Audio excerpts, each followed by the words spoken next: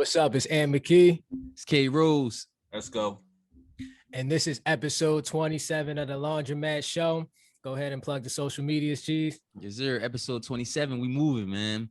On the Instagram, we're The Laundromat Show. On Twitter, we're just The Laundromat Show. On Facebook, we're The Laundromat Show. And on TikTok, I believe we're The Laundromat Show. However you're listening or watching, make sure you subscribe or follow. Just get in tune with all our social medias and our platforms. Go ahead and follow us on all those platforms. And then do we got a black business today? Yeah, we do got a black business. I was supposed to look that up, but basically I'm just going to shout out Antonio Depina. If you are familiar with The Circle on Netflix, he was a contestant on there. He's from Delaware, a former hooper. He's basically doing a lot of dope things. I grew up playing ball with him and against him, so he's a cool dude. But I'm real proud of what he's doing as far as starting a basketball league in Cabo Verde. It's called the I forgot what the league is called, but he has a basketball league out there for professionals. He has the Overseas Basketball Connection app designed to help get professional players from the States overseas. So he's basically doing a lot of big things in the professional basketball world overseas, especially. So definitely shout out to him and everything he's doing. I think I just saw him on like a Forbes list for Africa. So he's doing big things. And he's our age. So shout out to him, man. Yeah, shout out, man. I think that's a dope thing that, somebody like our age trying to find ways to, make change and stuff through basketball. So shout out to him. Red too. For sure. Definitely shout out to him. Let me guess.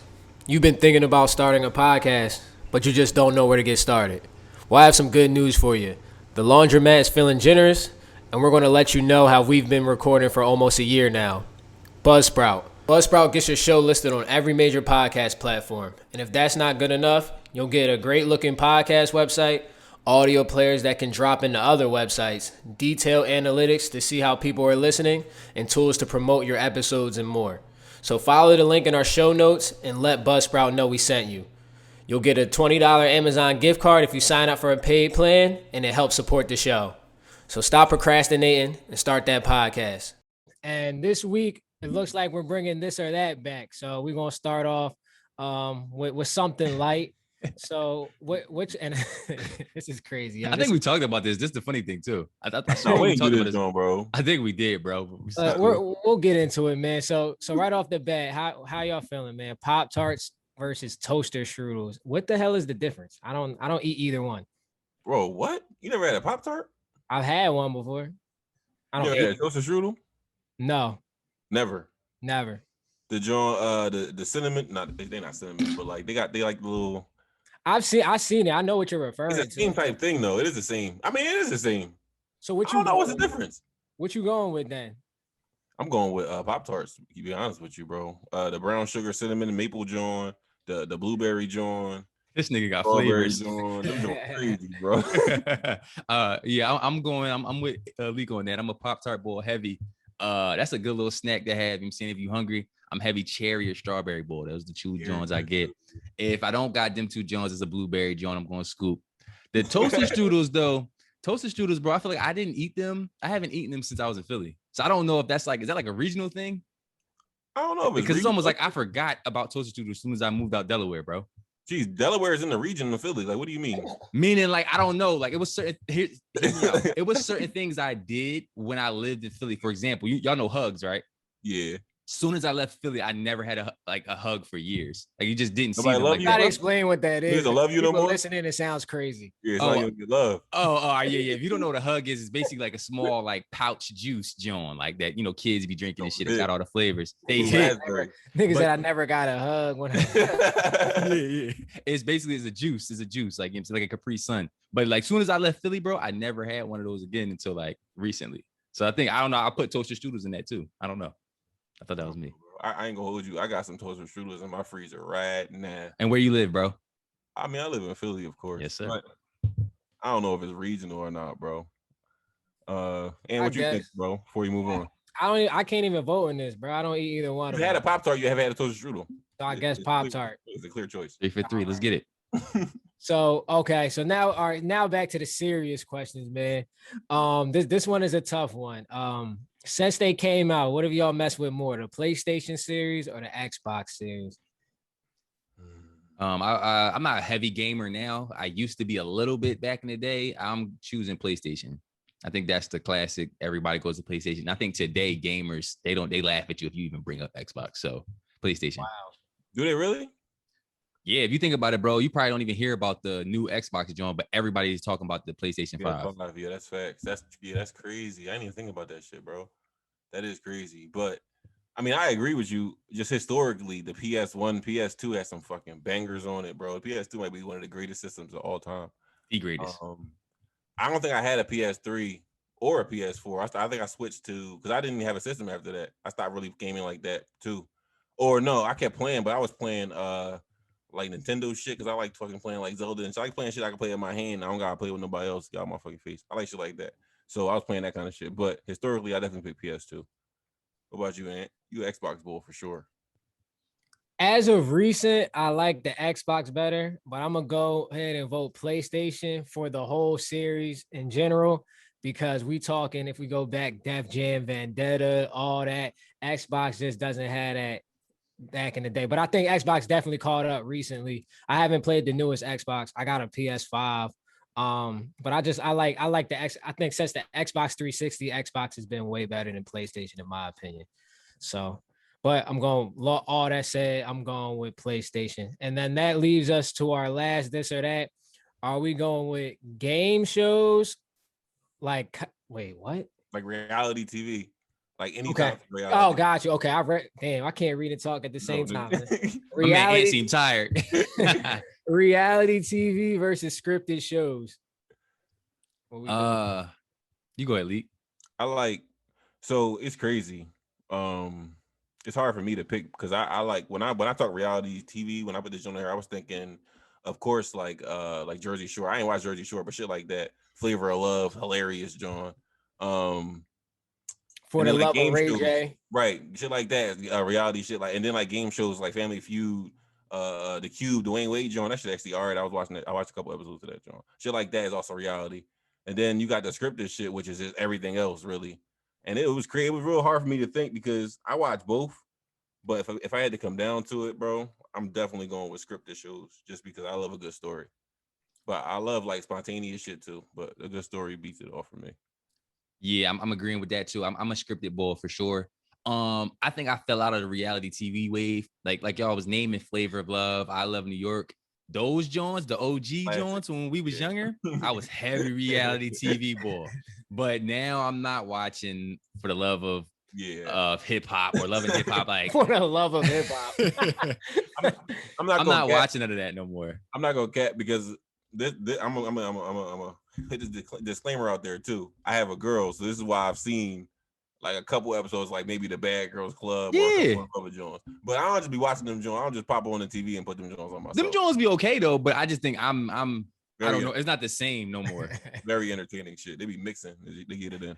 Look, he went from my girl maybe do it to it's very entertaining. No, it is. Listen.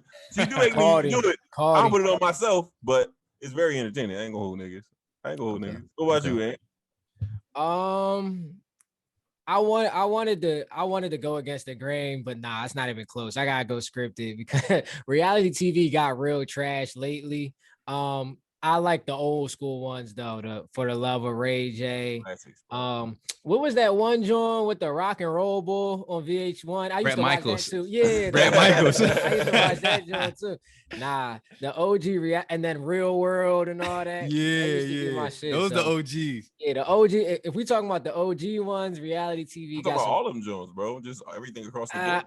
As a whole, I'm gonna have to go scripted just because they reality ain't really stepped their game up lately. But do you think they can ever get back to where they were? No, I don't think so either. The shock value is gone.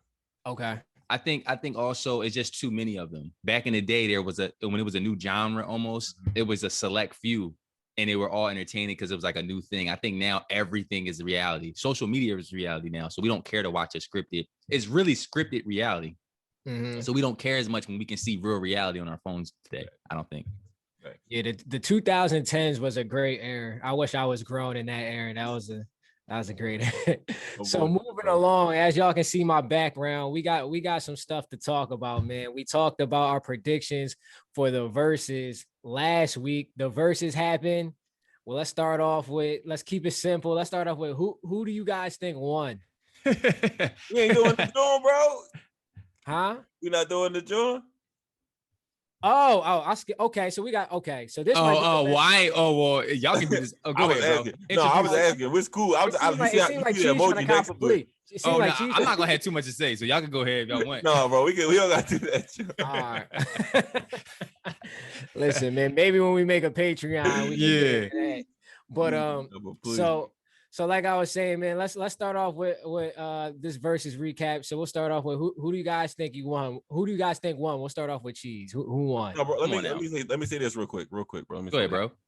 Jada Fire, and that's all I gotta say, bro. Go ahead, Cheese. That's a good segue. Come on, bro. It's easy, bro. The Locks clearly won this. And not only did they win, they won like convincingly. Like they dominated. Did you keep score? No, yeah, at first, but it got to the point where it didn't even matter about keeping the score of the verses. It was the feeling and what D Block and the Locks, how they were controlling the event. They dominated that verses. Yeah, okay, how about you, Esco? Listen, who won?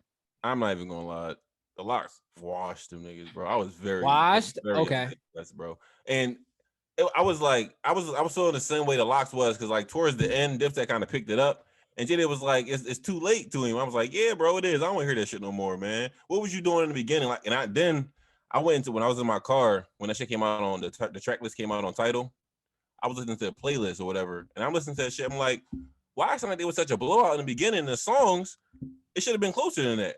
And so let's get into that. While it was happening, we were all active in the group chat, and from the general consensus of all of us is yes, the Locks won by a large margin, but we don't think that should have been so. So why do you think it was so lopsided? Like, we'll start with you, Cheese. Why do you think it went that way? I think the biggest reason it was so lopsided was the attitudes that both groups had.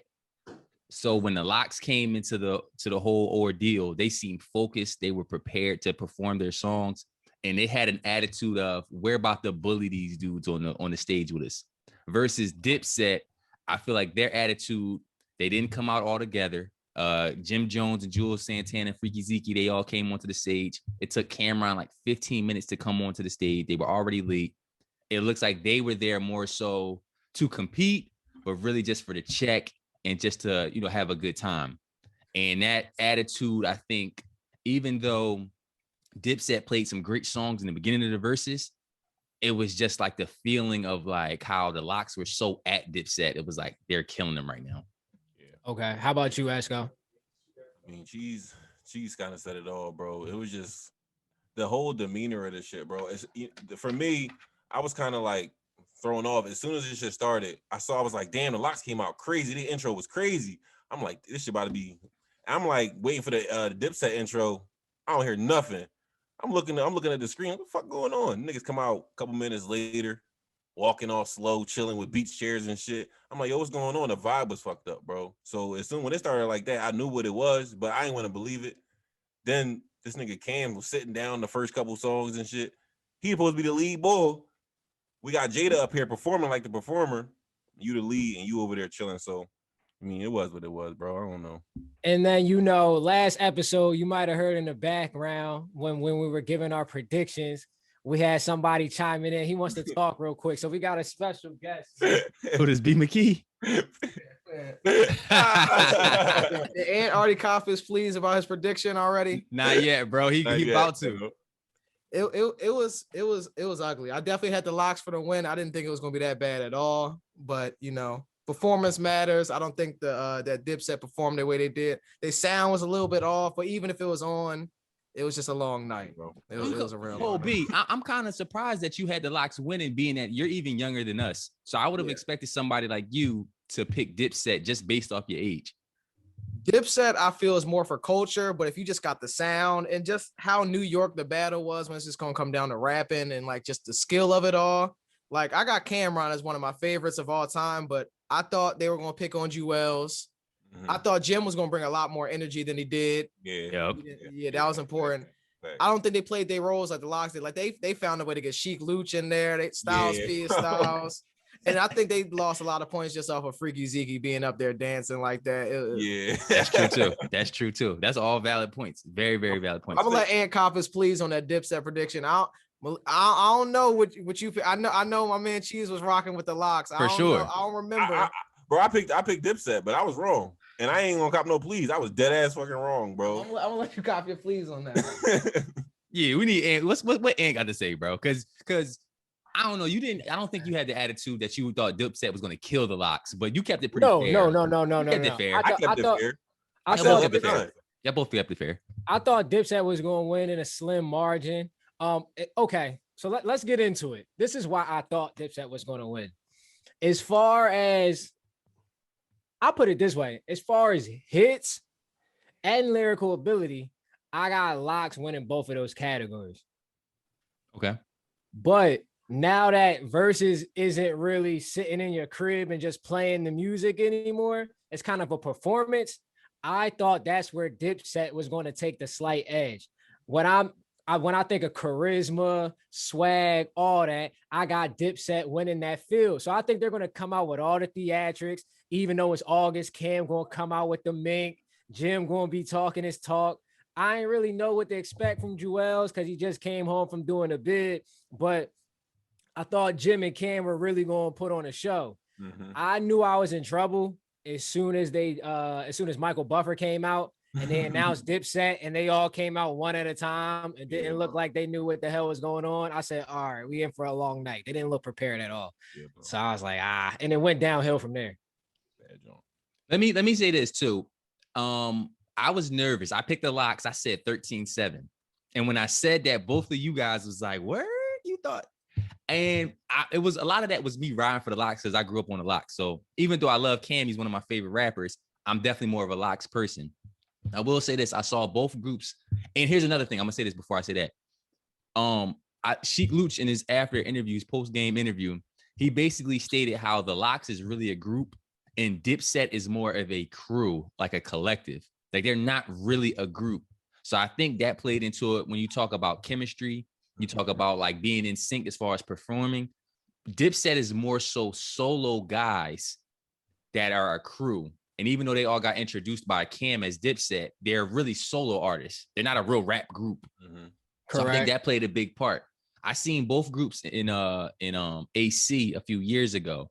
And even though I was underwhelmed by both of their performances, I thought they were kind of chilling a little bit. Locks definitely had better stage presence. So I probably knew that going into the verses. Like Cam was pretty lazy, like on stage. Like the Cam you think you would get as far as a performer. Right. Maybe for health reasons, he could be so-so. Okay. You know what I mean? And I think that played a big part into the verses because he didn't jump in his bag until he needed to. Yeah, it was too late though. Now, knowing what we know now of how it turned out, let's talk about the guys who put all this together, Timbo and Swiss. Do you think I was looking at the internet and I feel a lot of people share the same sentiment as me. I know we were hyped just because it sounds crazy on paper, but do you think there was better matchups for each of these groups where they're stylistically? State property. Yeah. Knowing what we know now, though. Right. Because I don't think I would have said that before this versus. I love Locks versus Dipset when it came up. Yeah, when I first heard that shit. When you hear it makes you go like, oh. It's perfect. It's perfect when you hear it. But in hindsight, if I would have known that Locks was going to debo them like that, I think you needed to put Beanie Sigel on that stage. He would have never let Jada, Styles, and them do it. You know what else, though? That shit was at the Garden, too. Correct. So it had to be Dipset. Well, they could have had the venue anywhere. That's why if they move it, it can be somewhere else. But you can't have. That's true. The Locks and State Prop at the Garden. That's true. That's true. I was talking on Twitter. I was throwing this idea around. Do you think G Unit would have matched up better against either one of them? I like G Unit versus the Locks because 50 and Jada would have been fun to watch. I would have loved that. I think G Unit is tough because when you have 50 Cent as a solo artist, I think if anyone battling G Unit is a little bit of a cheat code with 50. So I think you kind of got to limit that to just G Unit songs. Yeah. Okay. If you're going to go against the Locks or what's name, because if you're going to have 50 Cent solo career. No, but if he got tough. a song if he got a song and it's niggas from G Unit on that song, but it was a hit, that count, bro. No, true. But what I'm saying is, you see how Dipset, they played solo records from each of their careers. You know what I mean? Right, yeah. If you do that with 50 Cent, I don't even know how the Locks would match that, even if they performed at 110%. I don't think you can match the songs that 50 is gonna be able to pull out. I see what you're saying. I see what I mean. His range is crazy. It's stupid. Stupid. Now, speaking of hindsight, now that this is behind us now, did this change your opinion about either group, good or bad? No. Them niggas is 40s, bro. They did what they had to do. They still get money for them. They get that bread. Like I'm not mad he did a performance for us. They didn't have to do that shit. I think I'll say this, Lee. I think it changed people's perception of Jada. Maybe not so much. Mine. I felt that way already. Well, here's the thing. I felt that way about him as an artist. I didn't know if I necessarily felt that way about him as a performer. Okay. As a like, I knew he was a charismatic personality, jokester, very funny. But if you see on that stage, what I was looking forward to was both of those, Jada and Cameron, are funny, and he was able to out joke Cameron, like he smoked him when it came to jokes, and I was like, wow, like Cam was being too cool, man. See, trying to be too cool, bro. I tweeted this. I was so sick because I'm like, listen, we barely caught that era. I think in that era we were like maybe 12, 13, 14. We were young. So the people younger than us, I think if you tune in, you get you go to your catalog and you like, okay, let me check out the Locks because they perform.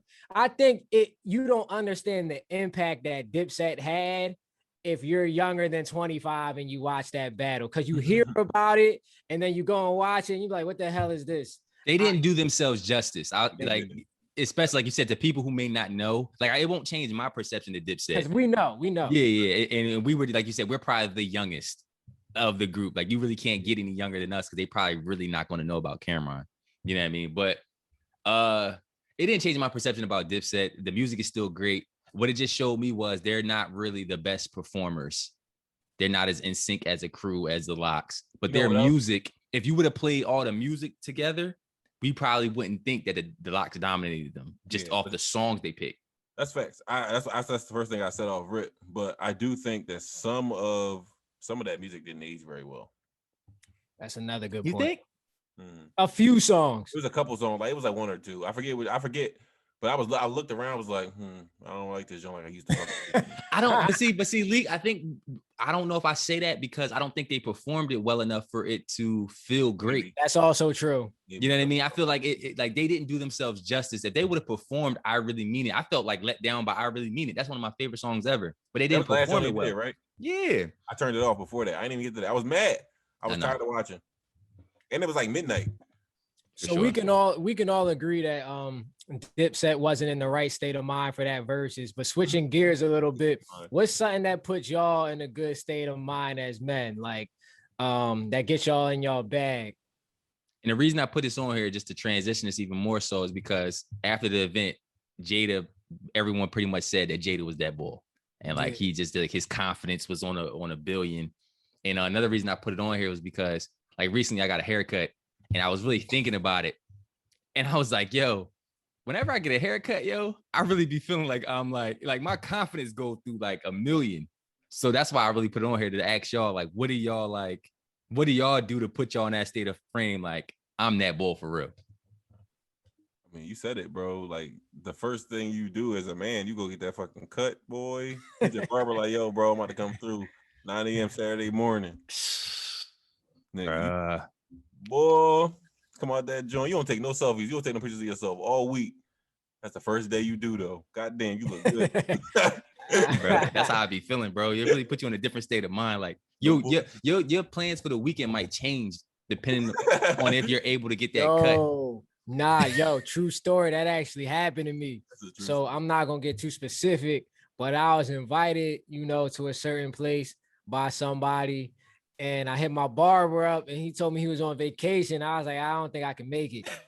Yo, speaking of barbers on vacation, I tell y'all all the time, my barber be going to Africa for 3 months, Asia for 4 months here, bro. He's the most vacationing this nigga ever. What, you got a celebrity barber? No, man. He's a nigga from around the way. He just like to travel. As he should. That's tough on his clients, though. That has to be tough. It's tough. I be trying to stay down wearing hoodies and shit, but it's hot summertime now, nigga. Let me ask you this: Do he let you know in advance? Because I feel like as a barber, it's different. Like I work a job whereas I'm not responsible for so many people, so I can just take a vacation and not have to tell so many people. But as a barber, I think you responsible for the livelihood of. You got a lot of people's lives in town, your hands, yo. of a lot city. of people's lives in your hands. I would keep it above, bro. I always know when he about to dip off because he always be on FaceTime with some chick, and every time he on FaceTime with some chick, I know he about to go see her because the chick ain't never speaking English. FaceTime? How often? I mean, anybody you can FaceTime often. He really take trips like that? Yes, bro. Like he probably take a trip every couple months, bro. Okay. Every couple months. He's not being responsible, man, because a barber missing a few weeks, man, can boost the crime rate, man. Like they really hold the city together, man. Like real barbers. Real rap. When niggas feeling good, looking good, niggas want to chill, find some girls. When niggas looking fucked up or rough, might rob a nigga. You know, you never know. He just feeling bad, yeah. Down bad. But well, go ahead. besides haircuts, what else? What is there anything else? Well, I know if I don't really shop, I don't go shopping that often, bro. And I used to do it often. This is what I used to do. Like when I was in college, like especially when I was at UMBC, I used to go shopping really often, and I would just buy some new clothes and shit, bro. Get right up in the mirror, put that shit right on. You know what I mean? Or even to take it more to an extreme. I remember being a young boy, and my papa take us up to Franklin Mills to go back to school. This is right before we had to wear uniforms to school. I remember this. That was the Franklin Mills was the spot. Well, I used to go up in that joint, run it up, and come back, go to school or lay down the next day, have all my shit laid out on the bed, bro. Feel good, look good. I had an 8 in that every day when I fucking dressed like that, bro. To school. I remember that shit. Good job. It's a fact. How about you, Cheese? Anything else besides a haircut? Nah, not so much shopping. I think payday. Puts me in that mind of frame. That frame of mind. I said mind of frame of mind. When you get paid, you just got new bread. It's like you just got something in your account. I think that just puts me in a state of mind like I'm that ball. So got the bag on me. And don't let it be payday and you got to cut. It's over. You always gotta get a cut on payday, bro. Yo, for sure. That's that Friday. You gotta get a cut that Friday or Saturday. You have to, bro. For sure. You do that. You Thanos for real. Like there's no stopping you, man. You got the bag on. You got to cut. Y'all said it all. I don't really got too much to add over that. Haircut, money. Guys is simple, man. We don't need much, man. Get a haircut and get a paycheck. But before we move on, something that make me feel like I'm a nigga for real though, just in terms of basketball, because I know we always talk about something though related to hooping a little bit. If I get an and one, bro, I could be having a horrible game. I could be 0 for 19. If I get an and one, y'all niggas better watch your necks, bro. Don't let it be body to body, John. That's how I be feeling. Because if it's a body to body, John, what you mean? That's how you be feeling, bro. What do you mean? He talking to you? He talking to Esco? Bro, you don't finish through contact, bro. He's talking to me, bro. yo. Finish through contact. Jeez, you don't finish through contact. Let's hold time out. Hold on, bro. We're not gonna sit here and lie. Hold on. First of all, that's just false. And then number two, you gotta think about it. I'm a skinny boy, so refs give me the call way more often than not. I'm not a strong boy like Leak over there on his LeBron. So balls, the refs gonna blow the whistle. So if I make the basket, I'm gonna get an and one. And then another Cheese on here capping, man. Because one, from the time I knew him, I didn't see a lot of and ones. Oh my god. Two, he not really turn up bull. Like the 1 or 2 and ones that he get, he might be like, good call, thank you. He don't turn up for real, bro. Come on, man. You know what's crazy? You know what's crazy? I don't know if I ever really turned up at Bloom like at home games. That's a good little thing. I'm gonna say this one little thing. I was always a better away game player. For whatever reason. I always like screaming at the crowds at away games. Fun. I never really felt like I had to scream at home games like that because the crowd was gonna give you that when you scored. Facts. But when I was away and everybody rooting against you, I definitely way more of a screen ball and one at that type of setting. So that's probably why too. You only came to home games. That's true for the most part, but the first high school I went to, Wissahickon, was probably the most hating ass high school I ever seen in Okay, my life, bro. A home game is like an away game, bro. Shoot. They sitting there clowning you. I'm like, bro, we on the Shoot. same team. Like, Don't act like Bloom wasn't like that a little bit. low key, yeah, low key. Bloom was like that too, bro. That shit was like an away game, like, cause I mean, they supported us, but a lot of boys that was in Bloom crowds thought they could beat us. Yeah, but then when we go down to the rack, they knew what the fuck it was though. You had to prove that to them though, because if the I was season just fine with started, that. if the season just started, they may not know who you was, especially if you was a new boy. We not going to do that to the people who attended the Bloomsburg Recreation Center though, because a lot of them were better than a lot of people on the team. Some of them, yeah, and I got love for all of them, but I'm just saying that did happen. Our team has some slouches. We're not going to do that. For sure. Possibly, but and I love the Bloom people too, but we got to be honest too. With some balls that used to be there that yeah, but I don't trash. think them niggas ain't boo at the game, nigga. Like that's what I feel like that's what you mean by away crowd. Niggas wasn't at the game like, oh boo. But they also wasn't at the game like, yeah. I don't give a damn about that. Cause they also wasn't, yeah. It wasn't the typical sometimes home crowd, if I'm being honest. No, I agree. All right, so I like where this conversation is at right now. So would y'all rather play for a school with the delusional home crowd, like y'all out there, y'all getting whooped, but they still cheering, you guys can do it, rally back, fight back? Or would you rather play for the school that keep it real with you, like, hey, yo, Cheese, what the hell you doing, man? Turn up. Like, I want the delusional. Nah, I play better when I with through honesty, bro. I need the crowd to tell me I ain't doing that for real. And then I want the delusional. I want you to cheer me on regardless. I'm gonna be honest. Realistically, I want the delusional crowd, but knowing myself, I would pick the asshole crowd just because I would try to go through the harder route. But realistically, you got to take the delusional crowd that's going to cheer through whatever bullshit you put out there, just because that's going to keep you going. That's weird. To me, it's actually more annoying when people cheer me when I know I'm playing bad, because it aggravates me. I'm like, oh, y'all trying to make me feel good, like y'all know, and it makes me even more. Bro, you mad because niggas trying to make you feel good? That's crazy. Because, no, but you know what I mean. Like, you know, no, I don't. Yeah, like you. Yo. All right, so put it this way, right? Yo, put it this way, right? Let's say Esco, you at the foul line. It's an important free throw. You missed the first jump, and you just hear, "It's okay, you can do it. That was a mistake. You got it." Like, bro, come on, bro. Like, that's what I'm thinking anyway, bro. Like, nah, bro. I'm thinking that though. Nah, it's something about that that's like condescending to me. Here's the thing. Like, nah, cool. In my head, whether the crowd is saying you about to hit this shit or you about to brick this shit, I'm gonna think in my head I'm about to hit this shit. It doesn't matter what the crowd's thinking. So I think for team morale, it's better to have people cheering for y'all than having people like, oh, y'all niggas suck. Boo! Because then you gonna start wanting to punch on your teammates. I might be toxic, yo. I like that energy. Here's the difference for me. I never liked it from the home crowd if I missed a free throw and they'd be like, I told y'all this nigga Cheese, he trash.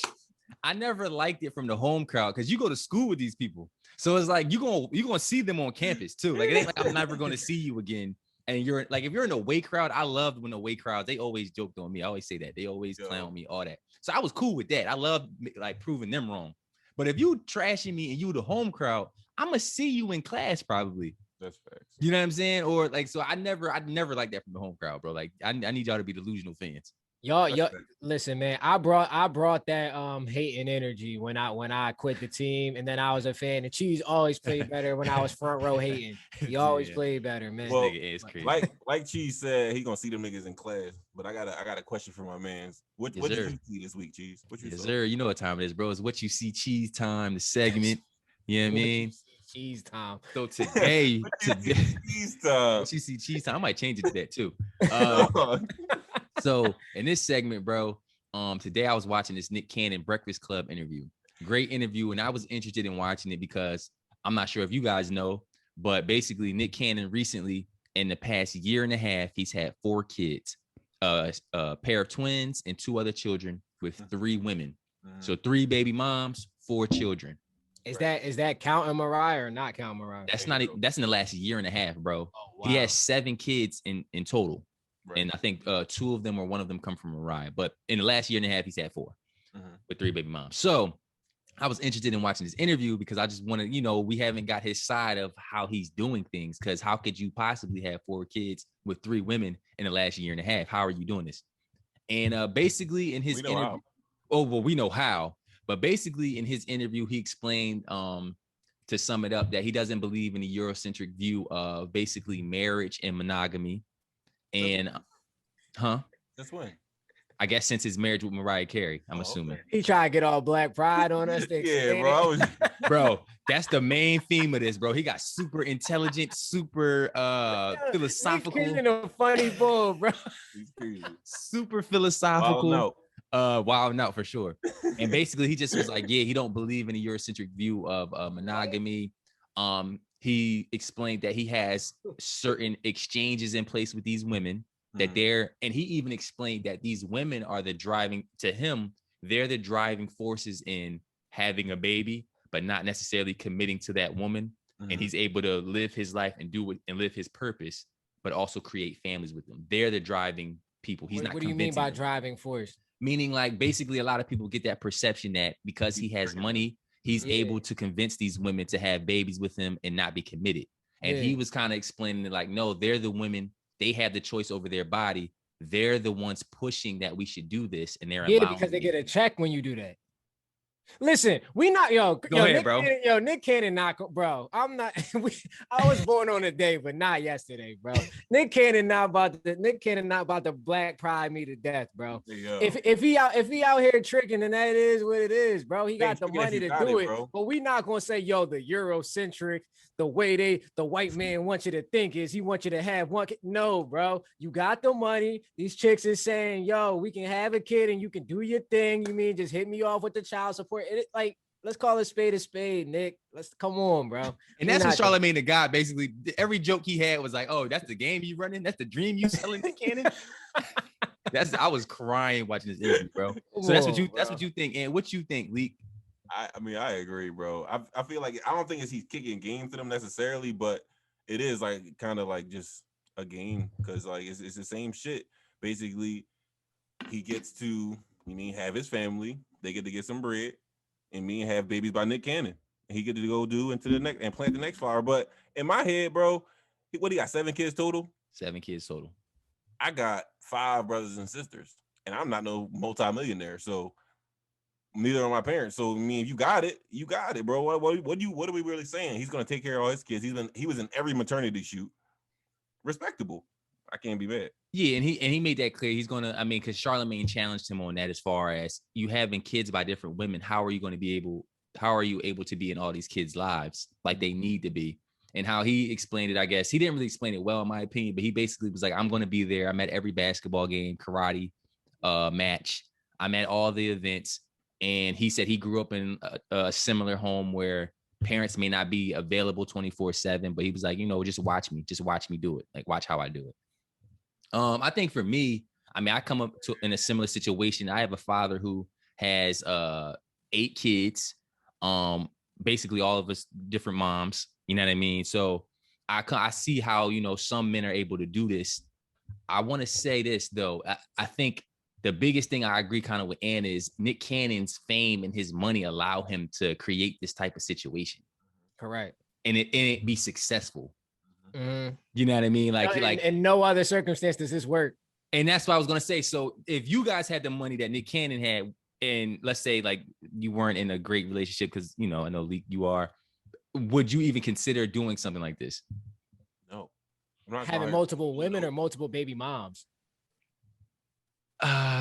Baby mom shit? Both, I guess. I don't know. Is this something you would ever do in any way?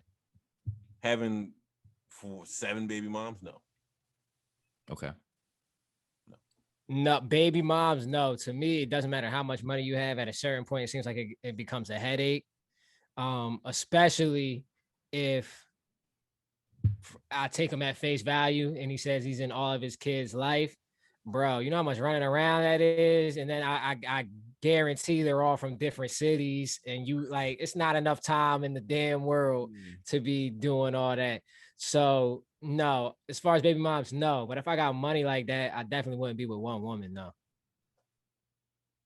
That's an interesting. Okay, I know you was gonna say that. Okay. 6. I mean, listen, for me, I feel like Ann said, if you have the bread to be in a situation and you can have all these baby moms, and do that. You can pay for that shit. It's gonna be real hard to be in 4 or 5 kids' lives at once when they all the same age though.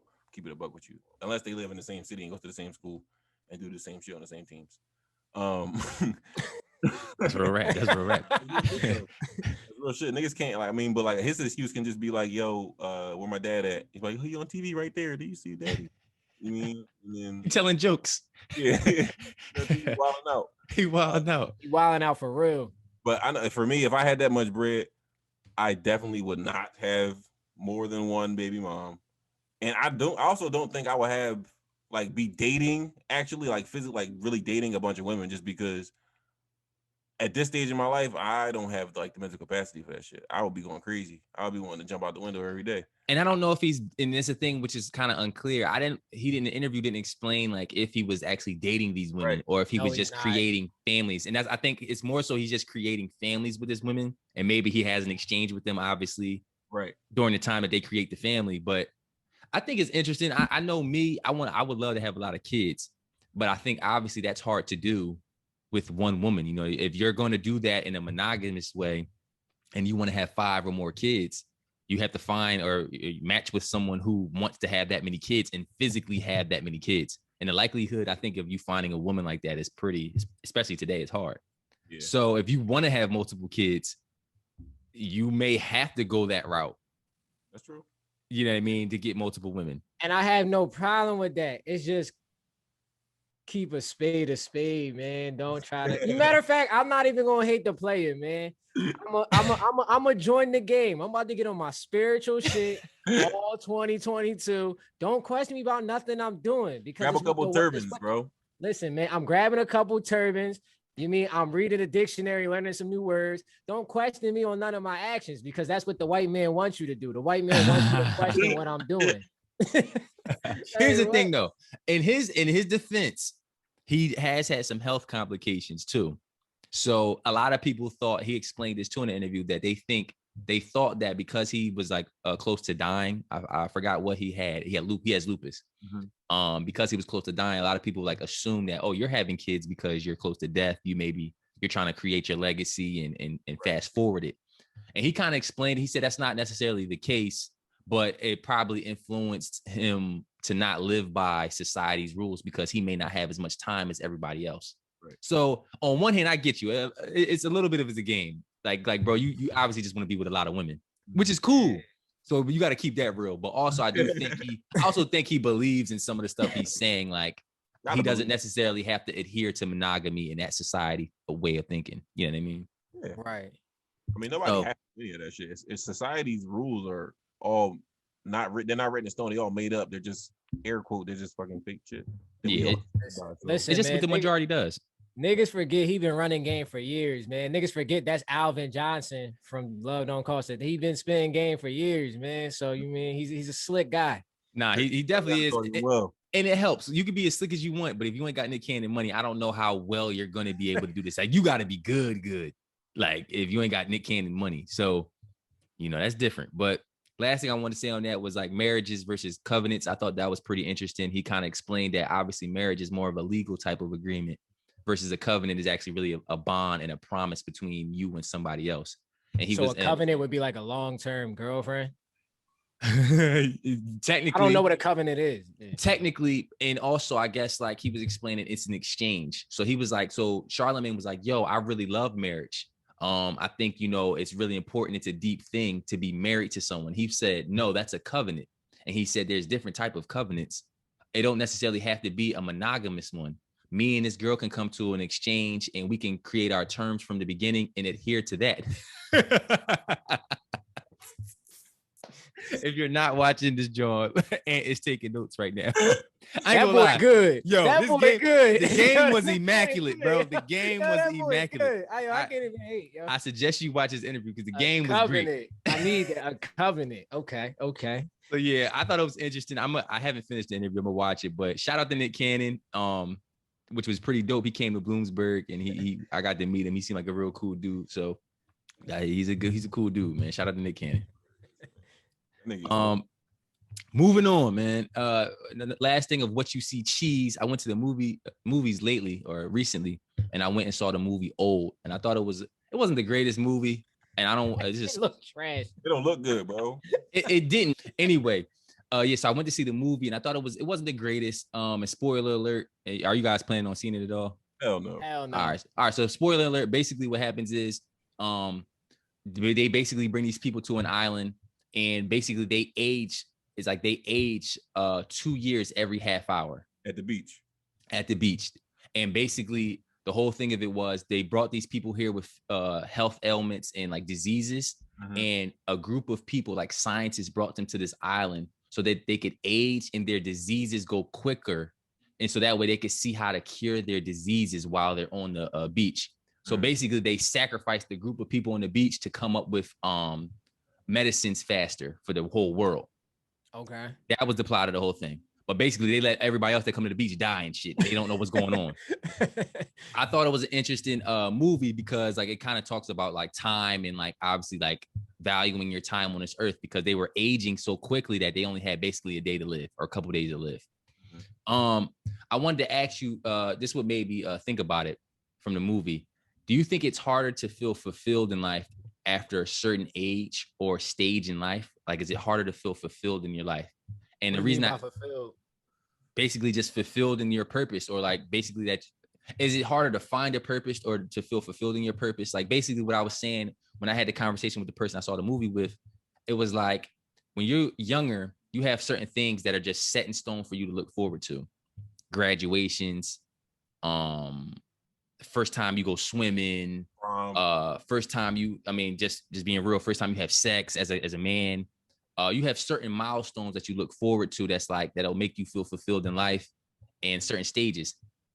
After a certain point, for me, I feel like I'm experiencing it a little bit after you graduate college. It's nothing to look forward to. Like, it's not like you're in high school, you get to look forward to college. You're in middle school, you get to look forward to high school. I feel like it's harder to come by those certain milestones or things or different adventures in life for you to feel fulfilled. That's how I kind of feel. I may still have marriage or kids to look forward to, but I got to start searching for more, in my opinion. I disagree, bro. I'm a little older than both of y'all actually, and I feel like there's plenty of shit, like it's plenty of goals and shit to just look after. Just we're still in our 20s, so we're all on the same stage too, Lee. We all on the same stage. I know. That's what I mean. Like we're all like right in the same zone. I'm just saying I'm a couple years, like 2 years older than both of y'all. So yeah, I'm just saying like I know there's definitely shit to look forward to. For instance, like I'm looking forward to making my first $100,000, then making my first $500,000, then making my first M, shit like that, or get my credit score above 800. Shit, I'm looking for like adult type shit like that. Buying my first, I'm not gonna tell you what car I want, but I'm gonna get it one day and y'all gonna see. But buying my first that joint, shit like that. I feel like adults, the difference between the biggest difference between adults and kids and the way they see the world is we kind of, as we get older, we kind of lose our imagination and kind of the hope that we used to have, and just thinking that we can't do shit. It's never too late to start some shit, because you could go at any fucking second and you're not gonna want to regret that shit. So I'm a big proponent of it's never too late. Whatever you're thinking about trying to do, start that shit today. We're right. I agree with that.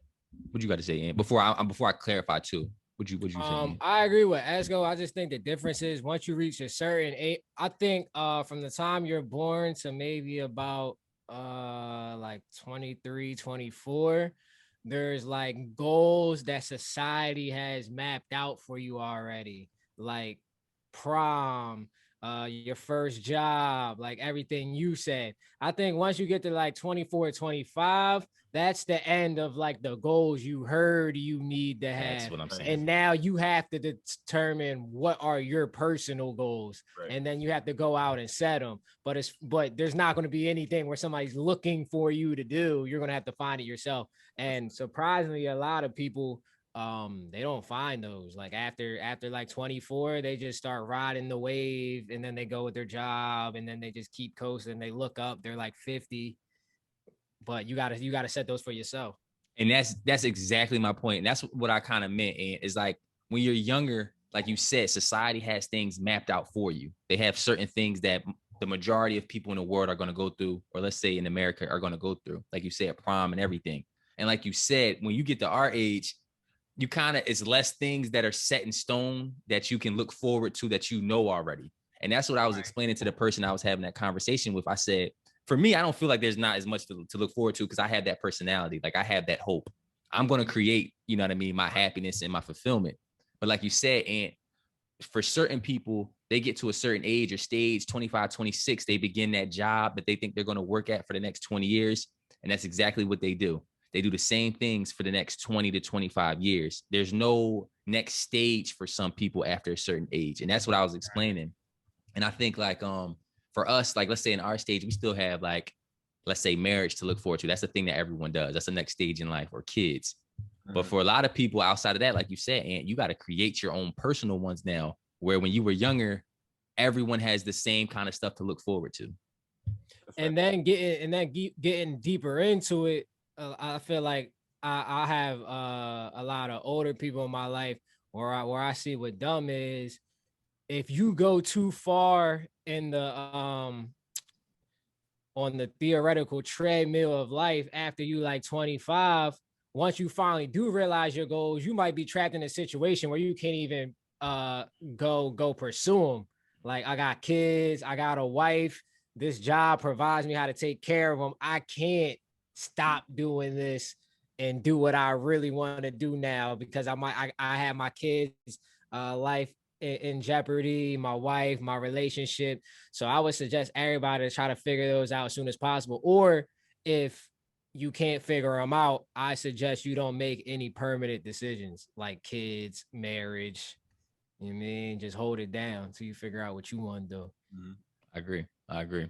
And I think that that's a good way to look at it. And I think that's where I think you kind of have to commend somebody like Nick Cannon a little bit, because at least, even though some of it may be some bullshit, like he may not be totally truthful for his motivations for how he's living his life, at the end of the day, he's living his truth and he's not letting certain things hold him down. He's living exactly how he wants to live. You know what I mean? And he's put himself in a position to do so. So it's like, you can't be mad. You can only respect it. Like he's able to get women who want to have children with him and not a commitment. It's like, he's a millionaire. Nobody can be mad at that. You can be like, it don't work for me in my financial situation. But if you want to do that, keep going. Go ahead, man. You know what I mean? So he probably feels fulfilled more than most people. You know what I mean? Because he's doing exactly what he wants to do. So I thought that was a pretty great topic. Moving on, I guess, to continue talking about age. I think Esco, you put this on here. Why do women turn 21 or 25 for 10 years? Now, I put this on here, bro, because as y'all know women, bro. They be like, bro, be like 26, but they be like, I'm just my 21st birthday. Like, girl, you're only 26. What's the whole? Like, what are you talking about? You're not old. And then like just on TV, just historically, every time you see someone on TV, women don't mention their age. Like, you ask somebody, a woman how old she is, they want to punch you in the face. Why? I think I got the answer. A lot of people don't want to hear it, but I think I got the answer. Bro, talk to me. Well, it's obvious that men and women place their self-value in different things. So what I've been seeing throughout my 20s is a lot of women were born and their ultimate goal is to get married and have a family. Like, that's their goal. Like, you ask men, they'll be like, I want to start a business. I want to do this. I want this car. I want this. A lot of women put their self-worth in by a certain time getting married and having a family.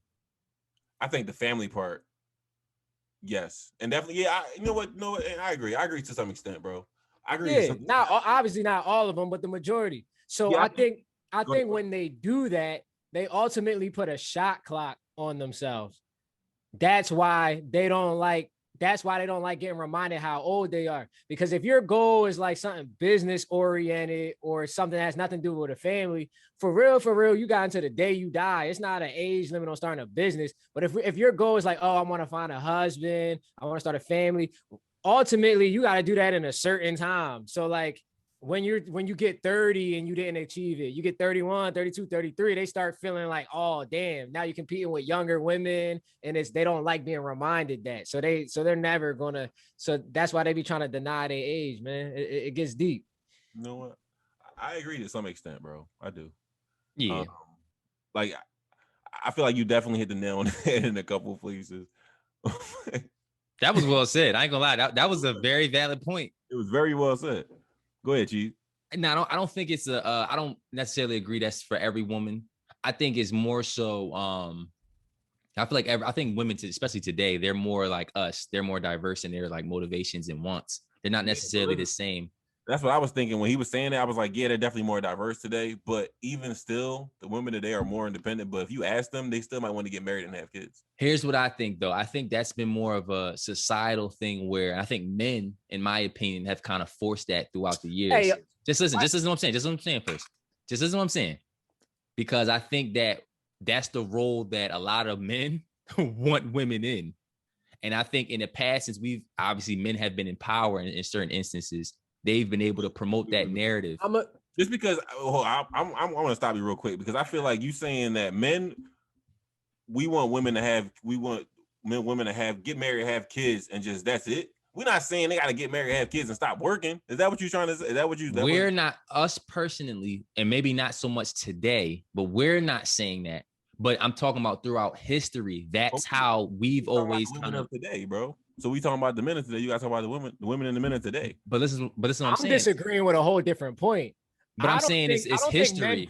I don't think men push that narrative throughout history. I think women put that on themselves. I don't think men was out here trying to force them to be only white. You don't remember dowries when they used to have to go talk to the fathers and give away pigs and shit like that for their daughter? Yeah, bro. Men did do that shit. Like that's clear as day. You said, how, bro? You talking about, bro? Wait, hold on, bro. Women couldn't even vote.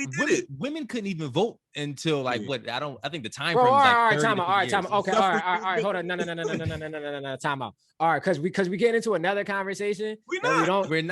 I'm about to tell you why. We're getting into another conversation that we don't have time for in this podcast because then you have to separate white men and black men. That was dumb, bro. That was white men doing all that. Black men and black women couldn't vote. So you're like, oh, men didn't want women to vote. That was white people. That's not us. True, but think about it like this though, and like you said, this ain't the podcast for this. Our range is a little different anyway. Yeah. But for my opinion, look at how we're gonna get off this after this too. Yeah. Look at how black people, right? Like we're still dealing with the effects of a white man's world. Like where we had to adhere to a white man's world for so long. Okay. And I think it's the same when you talk about all women having to adhere to what a white man had to do. Those type of stereotypes and roles that they had to play. One question for you that I think this proves this, and then we can get totally off. Yeah, we're gonna get away off this. We're gonna make a Patreon where we can talk about all this. We should make a Patreon where we talk about all this weird shit. Okay. The average man, if they had all the money they wanted in the world, do you think their ultimate goal is to settle down? If leave it to a man, if he had time out. Leave it to a man. If he had everything he wanted, would he settle down, have a family, have one girl? No. We just talked about Nick Cannon. No, we talking about you, bro. We talking about you wouldn't. I believe the majority of men that if they had it their way wouldn't be tied down to one woman and one family. So therefore, I don't think men are pushing the narrative that they want women to be housewives because that's impossible. If you leave it up to them, they would have multiple women. They'd be doing whatever they wanted. Listen, bro. Brian only got one girl and one family. And that's all I'm gonna say about that. I ain't gonna disrespect Brian, but all right, go ahead. Next topic. Yeah, next topic. Yeah, age and mature, and we're gonna go quick. Bro, we all know that ain't all right, bro. Yeah, we can come back to that though. We can always call that back. We gotta make a Patreon, man. Lastly, and we're gonna start going quick with these Jones. Ages versus maturity. Who's more mature? Young women or young men? Do y'all think? I think it's easy. For me, I'll just go first. I think young women, or just women in general, they mature fast enough than men. You got some Nick Cannon game, bro. Hey, yo, no, he's.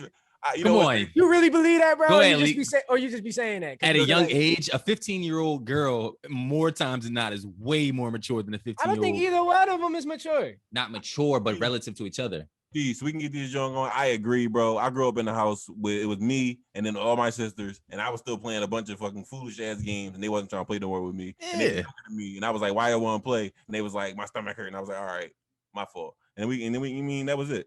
Okay. That's how that went. All right. Now, what's the next one? So yeah, we were just gonna talk about anyway, let's get back to our regular topics, right?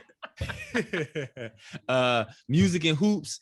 I wanted to talk about some music and first thing I'm going to bring up is Nas's new album. Why is And that here's the first one, bro? that's the Because first. you love Nas. Yes, and as a musician, and I'm not going to stand or tolerate any Nas hate or slander. I'm not tolerating it, bro. No more, bro. I'm tired of the terrible takes that he picks bad beats that his music made. Hit Boy snapped on this joint. He sure did. And I didn't even get to the album.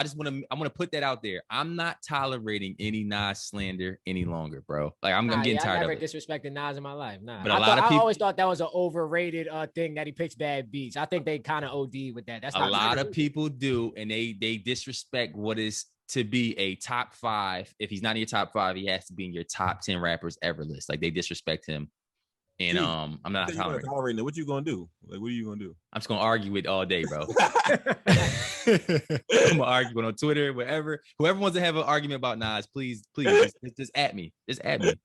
But yeah, anyway, his recent album, King's Disease 2, that joint is a classic in my opinion, or a classic that for him. Shit came out 2 days ago. A classic for him. I think it's a top 4 album for him. You know what I mean? No. It's really good album. It's a really good album. I want to shout out Hit Boy and him, bro. They killed it. It's good. I don't think that's better than King Disease 1. I think it is. I think it's better. Like King Disease 1. I didn't like King Disease 1. Okay. King Disease 2. And you know how I'm critical of Nas, even though I never said he was ass. I think he's a little overrated. But King Disease 2, that shit is really good, bro. I'm not calling it a classic yet. I gotta give it time to breathe, but it's very good album. Very good album. I don't think you can get a better album out of that from someone his age and how long he's been in the rap game. Like who at his age is going to give you a better album? Jay-Z. Who? Jay-Z. I think it's just as good as 444. I'm saying like that's the only one that you ask who else, and I know. And what I'm saying is when you think about it, you have to go to Jay-Z. You can't go to nobody else. I wasn't trying to compare, nigga. I was just saying. No. That's my point. No, you making my point. I'm saying like you have to go to Jay-Z. Like nobody else could do this. That's what I'm saying. Who? And that's why I asked. Who else outside of Jay-Z? I said 2 Chainz, nigga. I said it 3 times. That nigga definitely is 50. He old as shit, but he ain't that old. Yo, 2 Chainz late 40s, bro. Nas is he not late 40s. What yes, he is, bro. No, I think he early 40s. I think he late 30s, bro. He's late 30s, bro. He's not that old, bro. Yo, don't make me look it up, G. He late 30s, bro. He's not that old. Nas is late 40s.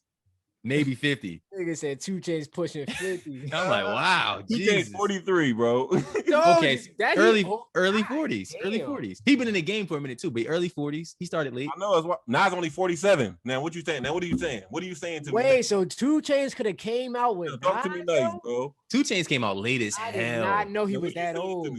I knew he was that. I knew he was older. That's why I said that. That 4 years is a hell of a difference. And 2 Chainz came out like 20 years after Nas too. So what, bro? No, I'm just saying that's crazy. That's crazy. All rappers is never that can too make a late. banger album.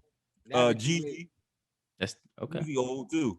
Jeezy, Jeezy ain't put out a good album since like 08, bro. I like Jeezy. What was this? The last album was all right. I might listen to this joint. You talking about the joint when he had the Fred Hampton fit on? Nah. Anyway, bro, another great album that came out, Isaiah Rashad joint. I'll put this great album. That shit was fire, bro. What's better? To me, Isaiah Rashad. Rashad joint. Okay. To me, but you biased as hell, bro. Maybe that's why I said okay. That's why I said okay. I'm also a little biased. Like actually, I'm not biased, but yeah, Isaiah Rashad joint is very dope, very very dope. And you like that joint too, right? Yeah. That's a good joint. Good joint. I ain't even hear Meek freestyle because I'm tired of Meek freestyle. I want to hear an album, Meek Million. I haven't heard it either. I didn't hear that joint. Because him and Dave East do this thing where they just release snippets for 4 years before they drop the album. And I'm not tolerating that, Cheese. Matter of fact, I'm not tolerating that shit no more. And what I'm gonna do is boycott the snippets. I'm not mad at that. I got some insider information. Unfortunately, you're not gonna hear a Meek Mill album for a while. Why? What's the insider information? Not confident in the music that he has. I'm not either. Because the stuff that he's released, bro, it seemed like he's in the same type of vibe. Like he's too party to me right now. He's on his 2-party wave. Like I like when he gets into his like his struggle bag a little bit. He's going through that dilemma where the crowd knows him for one thing, but his lifestyle evolved. So he's trying to find his footing. He trying to fight. He on his shit where like Drake talked about this shit on a couple of songs. He was like, "How I'm still rap about being broke or some shit," but like, Yeah, it's hard to still rap about being grimy from Philly when you Meek Mill has to. I think what Meek Mill has to do is commit himself to a rebrand.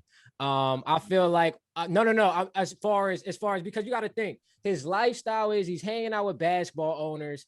He's in that 20 million and up range. He's on that boss level. So that in the trenches, voice of the streets thing don't really hit the same anymore. He disagree. He has to commit. Nobody wants to hear somebody with $25 million talking about they run. I disagree. I think that's honest with you. I think that's I totally disagree. I think that's exactly what people want to hear. And I think he's done too much of a rebrand.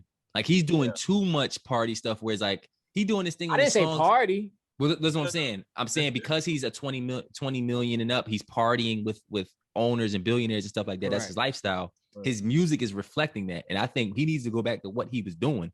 There's a lot of that. I don't even No. Yes, I don't like the party wave, but he's in his mid-30s. Nobody wants to hear that street rap anymore. You're not in the streets. You're in your mid-30s and you got $20 million.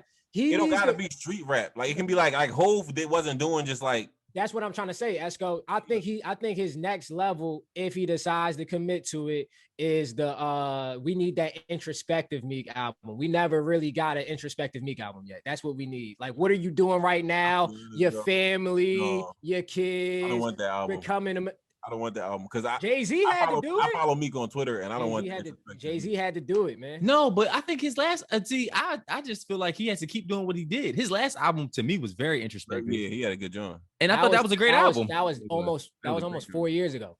That's not that long of a time though. Bro, that was 2018. Hold up, this is the thing though. We gotta stop. We gotta stop doing this. Now we got a habit nowadays of rushing people with music and shit. 4 years not a long time for an album. It's just that I'm not every day. I'm not rushing them. I'm saying that a lot can happen in your life in 3 to 4 years to where when your last album, you're in a whole different space. True. We see you in a different light. That's true. That's true.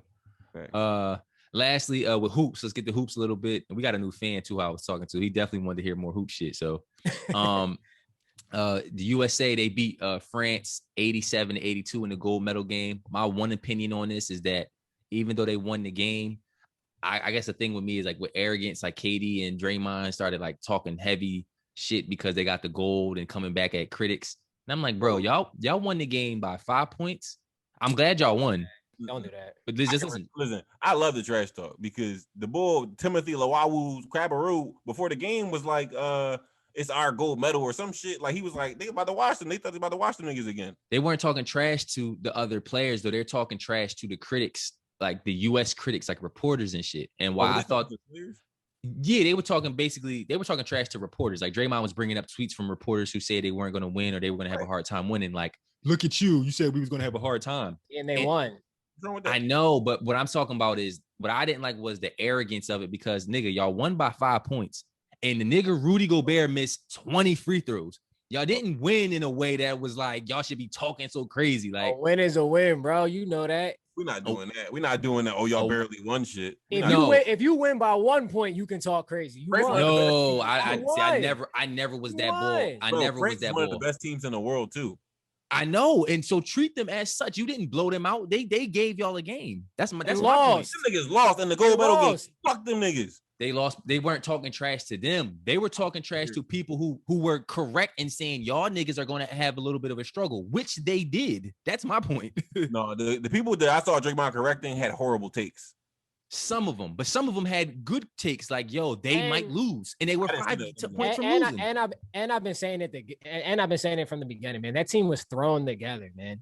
Regardless, what I'm saying is, if me and you in a basketball game and it goes down to the wire, which this game did. Yeah. And even though I win, you will be looking at me like, nigga, you squeaked that out. You wasn't talking this heavy before the game. Bro, you actually do that. How? No, let's not do that. Let's not do that because you do that. Man, all right. Next bro. topic. It's already next topic. Man, come on. What's your favorite city what's your favorite state? And then to go more locally, what's your favorite city outside of your hometown, obviously? Well, I can only go from the small batch of places that I've been. Me too. So I would say my favorite What's your dream city? dream city. How about your favorite and your dream city? Okay, so my favorite would be Dallas, Texas. My dream place is Hawaii. I want to go to I want to go to Honolulu, Hawaii. I would just assume my dream place is Los Angeles because I've never been there. My favorite place that I visited so far was Atlanta. I liked Atlanta. Okay. I like my favorite place probably was DC. And then I like DC. my fucking dream is not in America. It's probably somewhere in Greece. They got some nice ass water and shit. What's that place? Santorini? I think what's that one picture? Santorini, yes. I'm in love with that picture. It's really like a dream. That's really like a dream. That picture looks crazy. It can't look like that in real life, yo. That's insane. No way. But yeah, DC is definitely a dream for me. Why you like Dallas, Ant? It caught me by surprise. I took a business trip down there about like 5 years ago, and I didn't know what to expect, but they treat you real good, especially if you're from out of town. It's hot, but you don't sweat. It's a dry heat. And the city's lit. The city's lively, not a lot of traffic because they got like 5 lanes on the highway. Good looking women. It's just a great city, man. You have any tornadoes? I heard about it, but at least when I was there, it ain't happening. So I don't know if Texas got tornadoes like that though. I don't know. It's certain places they have them, period, and that's enough for me. That's true. And also, Texas gets like the weather shit is big for me because the thing I fear most, probably the only real fear I think I might have is like weather and natural events type of shit because that shit is crazy. So like when they had like that crazy hurricane down there a couple years ago. I really did like Texas before, but I was like, damn, that shit kind of threw me off. But at the same time, it's such a nice state too. And are you a 4 seasons guy? Like where you live, you want to have all 4 seasons? I see, bro. I like the cold a little bit, bro. Okay. So, I don't know if I'm a 4 seasons guy, maybe like 3 because I don't love the cold. Okay. I like it enough where I will visit somewhere at least once a year to go get a little cool than me anyway. I go to a cabin somewhere once a year. As I was about to say, I think you would like Arizona. Hell, I've been to Arizona and hell fucking. You like it, bro? I liked it, but if I stepped outside one time without socks on just by accident, burnt my fucking come on, bro. It's hot. It is hot. I've heard. I've heard. Grilling and shit. But yeah, what about you, Cheese? What's your favorite shit about LA that you think you actually have you been to LA?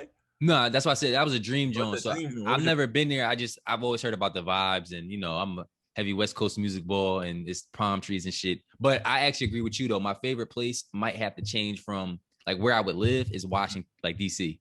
Like I think that changes from. I like Atlanta, like the vibe and everything, but I think I would live in DC. I think everybody goes to Atlanta. I don't think I would want to do that, but I would live in DC. I heard it's expensive though. I mean, it's a good place for young professionals though. Yeah, for sure. Expensive. If you live downtown Philly, you don't have to live downtown. Hell yeah, bro. True. Oh my. I think cities are expensive in general. You live in brick, but if you live close to DC, you can just drive in DC whatever the fuck you want. That should be lit. I definitely would do that in a heartbeat. No bullshit. Wait, but up here? Hold up. Never mind. We talk after this. Yeah, I'm about to say this is John. We can go ahead and end this. Anyway, man, that was episode 27 of the Laundromat Show. I'm K Rose and McKee. Let's go. Yes, sir. We out.